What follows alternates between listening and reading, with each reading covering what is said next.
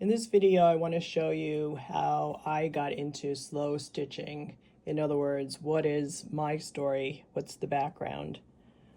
Well, I've been making paper for over 2 decades, and one of the things I like to do is make books with them. And 2 years ago, I decided, well, let's make some little books and let's fill each page with a collage. And I wanted to really start working more with fabric. I collect fabric and I thought, well, let's start using them. So I used a lot of fabric in this book as basically as collage. In other words, I glued it down. Here I did a running stitch and left some of the threads before I glued it down.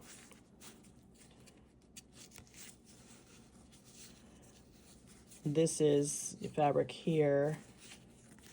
This is fabric, chiffon.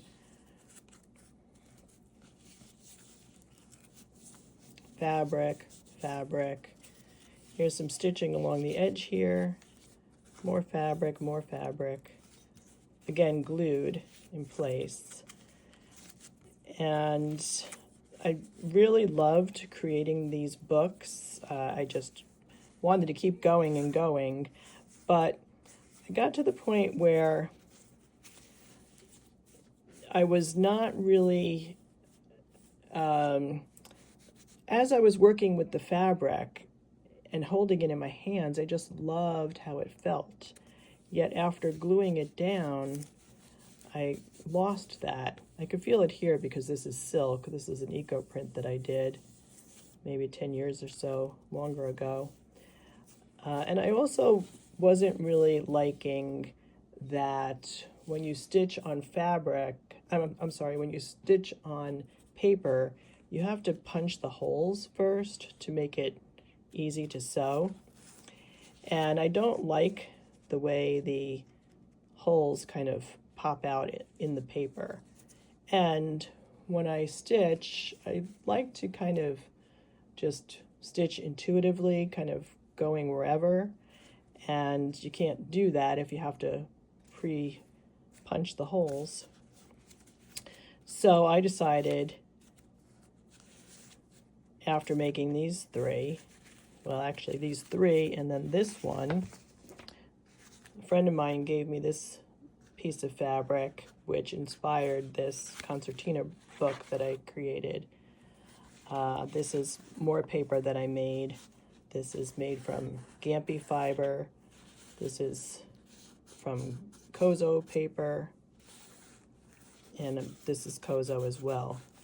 And this is supposed to represent flowers. I took little pieces of sari ribbon and bunched them up and stitched them. Added some beads and some embroidery.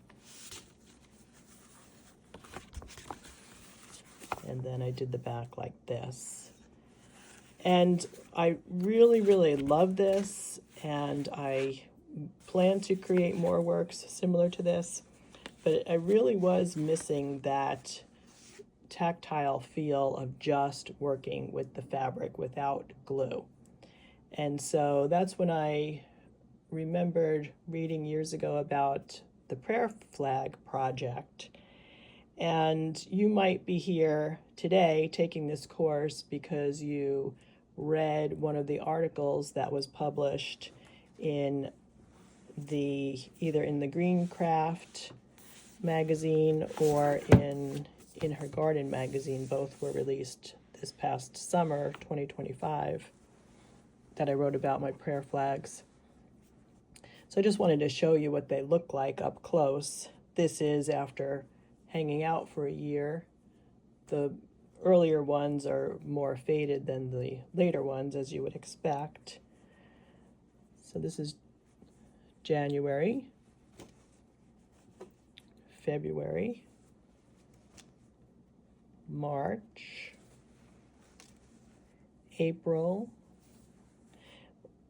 My idea was to be inspired by my gardens or the natural world around me. So in May, I went to the panhandle of Florida with some friends. We went to the beach, and I just was so inspired by the Gulf, looking at the Gulf. It was just so breathtaking that I created this flag based on that experience. This was June, and things were just full of flowers. July, I talk about this in the next video. I had COVID when I stitched this. August, still recovering from COVID. I talk about this too. September, October.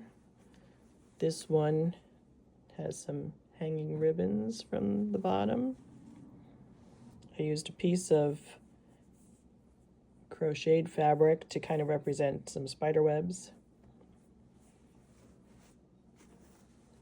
November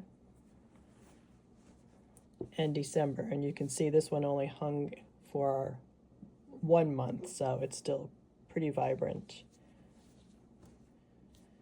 And if you've not seen the articles, this is how the article looks in her garden. And then this is the article in Greencraft magazine.